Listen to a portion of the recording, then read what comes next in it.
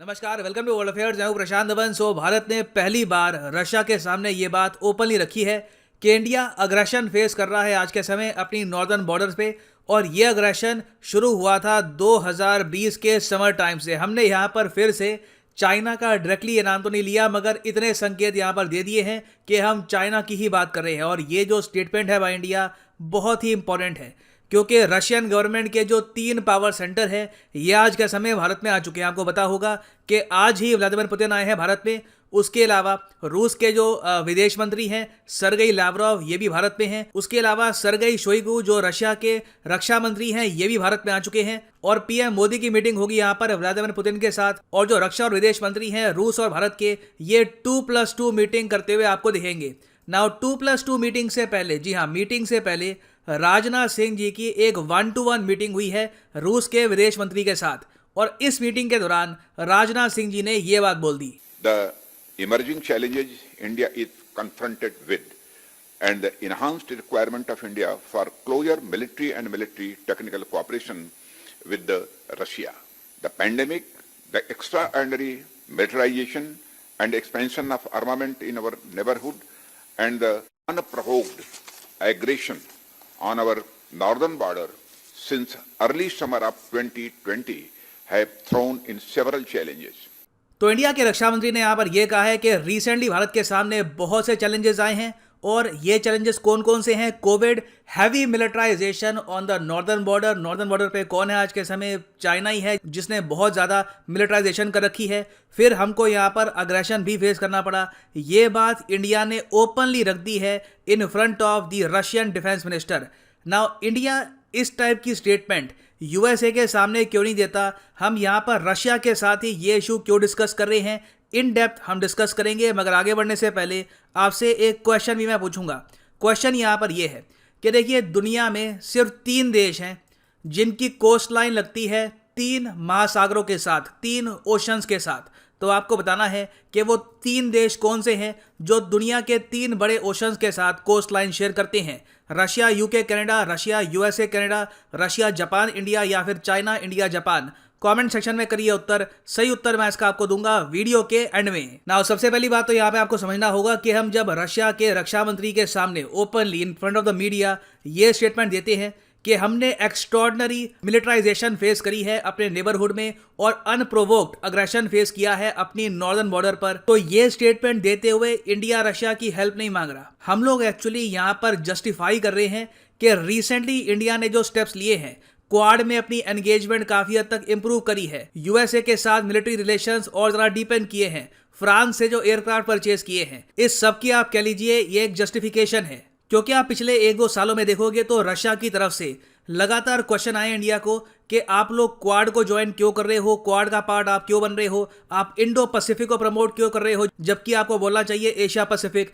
तो इस वजह से इंडिया और रशिया के रिलेशंस में कुछ प्रॉब्लम आई है। मगर इंडिया ने यहाँ पर यह बात कैटेगोरिकली क्लियर कर दी है कि रिसेंटली हमारे स्टांस में जो भी चेंजेस आए हैं उसका रीज़न ये है कि हैवी मिलिटराइजेशन हमको फेस करनी पड़ रही है फ्रॉम चाइना।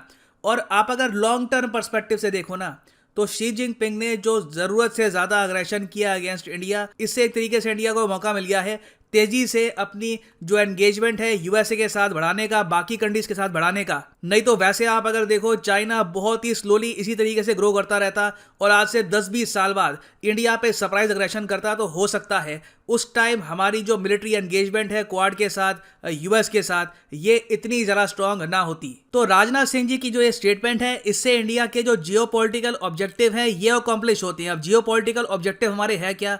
बहुत ही सिंपल है। हम उन रेयर कंट्रीज में से बनना चाहते हैं दुनिया में जिनके मिलिटरीली बहुत स्ट्रांग रिलेशंस रहे रशिया और यूएसए दोनों के साथ। और ये करने के लिए देखिए, ऑब्वियसली इन द फ्यूचर हमारे मिलिट्री रिलेशंस यूएसए के साथ बढ़ने ही वाले हैं। आप फ्यूचर में देखेंगे यूएसए के साथ मिलकर हम ड्रोन्स बनाएंगे, वेपन्स बनाएंगे, बहुत तरक्की होगी विद यूएस। इजराइल के साथ तो हमने 10 साल का एक डिफेंस कोऑपरेशन प्लान भी साइन कर लिया है।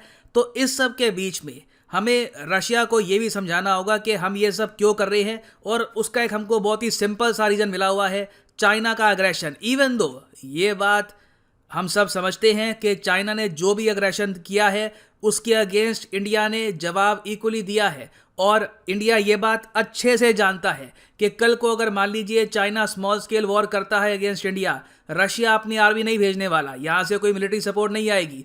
अगर आएगी भी बाय चांस तो यूएसए से ही आने वाली है। 1962 की वॉर में भी आप अगर देख लो, उस टाइम भी रशिया ने मिलिटरीली इंडिया की कोई हेल्प नहीं करी थी। जॉन एफ कैनेडी ने यूएस एयरफोर्स को इंडिया की तरफ भेजना स्टार्ट कर दिया था इंडिया की हेल्प करने के लिए। तो इन द फ्यूचर भी समीकरण कुछ हद तक ऐसे रहने वाले हैं। Of course most probably India को किसी एक्सटर्नल कंट्री की हेल्प चाहिए नहीं होगी चाइना से भिड़ने के लिए। तो इस स्टेटमेंट से आप समझ सकते हैं इंडिया ने प्रेशर एक्चुअली रशिया पे डाल दिया है। और अब रशिया पे जिम्मेदारी है कि बीजिंग को ये बात ये लोग समझाएं कि तुम्हारे अग्रेशन की वजह से हमारा एक बहुत ही पुराना एक फ्रेंडली कंट्री लगातार प्रो वेस्ट होता जा रहा है, लगातार यूएसए के साथ जो अपनी एंगेजमेंट है ये बढ़ा रहा है। और इंडिया ने देखो ये स्टेटमेंट बिल्कुल सही टाइम पर दी है, क्योंकि आपको बताना चाहिए कि जो अभी बीजिंग के विंटर ओलंपिक्स होने हैं 2022 में, फरवरी 2022 में ही है, कुछ महीनों बाद। इन विंटर ओलंपिक्स को अटेंड करने के लिए व्लादिमीर पुतिन खुद जाएंगे। आज के समय रशिया, चाइना और बाकी जो वेस्टर्न कंट्रीज हैं, यूरोप और यूएस, इनमें मतभेद इतने बढ़ चुके हैं कि एक तरफ तो यूरोप, ऑस्ट्रेलिया, यूके, यूएस ये सब बात कर रहे हैं डिप्लोमेटिक बॉयकॉट की ऑफ चाइनाज विंटर ओलंपिक्स। दूसरी तरफ रशिया ये कह रहा है कि इन ओलंपिक्स को तो हम बढ़ चढ़ के सपोर्ट करेंगे, व्लादिमीर पुतिन खुद यहाँ पर मौजूद होंगे इन विंटर ओलंपिक्स के दौरान।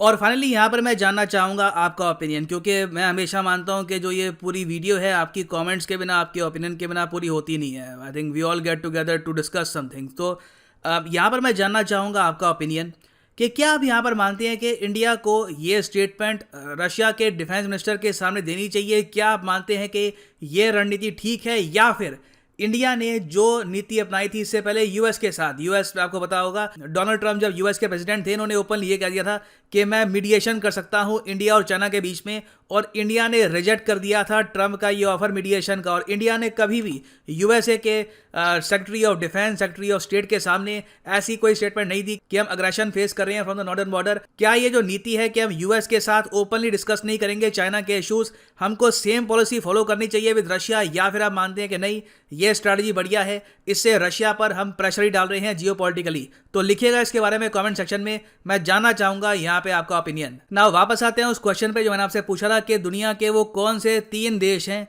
जो 3 महासागरों के साथ कोस्ट लाइन शेयर करते हैं। तो सही उत्तर यहाँ पे है ऑप्शन बी, रशिया, यूएसए और कनाडा। यहाँ पे आप देख पाओगे यूएस ऑफ कोर्स आपको पता होगा ये है, और यहाँ पे फिर अलास्का है। तो अलास्का यहाँ पर शेयर करता है कोस्ट लाइन आर्टिक ओशन के साथ, यूएस यहाँ पर शेयर कर रहा है कोस्ट लाइन पैसिफिक ओशन के साथ, फिर यहाँ पर शेयर कर रहा है कोस्ट लाइन अटलांटिक ओशन के साथ। सेम केस आप अगर देखो कनाडा का है, कनाडा भी यहाँ पर Arctic ocean, Atlantic ocean, Pacific ocean तीनों के साथ शेयर कर रहा है कोस्ट लाइन।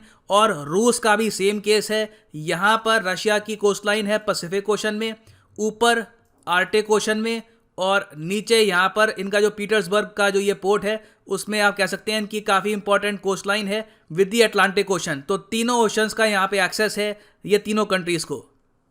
एंड फाइनली यहाँ पर मैं ये भी ऐड कर दूं कि अगर आप यूपीएससी एग्जाम के लिए लाइफ में एक बार प्रॉपरली प्रिपेयर करना चाहते हैं तो कमेंट सेक्शन में जाओ, यहाँ पे आपको मिलेंगे 2 लिंक, इस लिंक पे करो क्लिक और यहाँ पे आप परचेज कर पाएंगे अनअकैडमी का यूपीएससी कॉम्बो पैकेज, जिसके अंडर आप UPSC prelims, mains, optional of course आपकी चॉइस का, history, geography, whichever you want to choose आप चूज कर सकते हैं। और ये सारा कॉम्बो पैकेज अगर आप इकट्ठा लेते हैं तो 15,000 रुपीज़ आपके सेव होंगे। अगर आप ये सारे कोर्सेज अलग अलग परचेज करोगे on Unacademy, you will have to pay a lot more. तो अगर आपके पास अभी टाइम है, अगर आप मान लीजिए एक कॉलेज स्टूडेंट हैं, 2-3 साल का टाइम है, आराम से आपको अटेम्प्ट करना है यूपीएससी एग्जामिनेशन, तो आप 24 महीने या फिर जो 36 महीने का कोर्स है ये कर सकते हैं अटेम्प्ट, ताकि आप विद प्रॉपर प्रिपरेशन अटेम्प्ट कर पाएं यूपीएससी एग्जाम को। मगर जो प्राइसेस यहाँ पर लिखे हैं इन कोर्सेज के, पे करने की आवश्यकता नहीं है, सिंपली यहाँ पर कोड यूज करिए PD10 and the prices will start falling. So use the code PD10 and save your hard earned money. इसी नोट के साथ ये है वीडियो का अंत। Thank you for listening and as always God bless you all.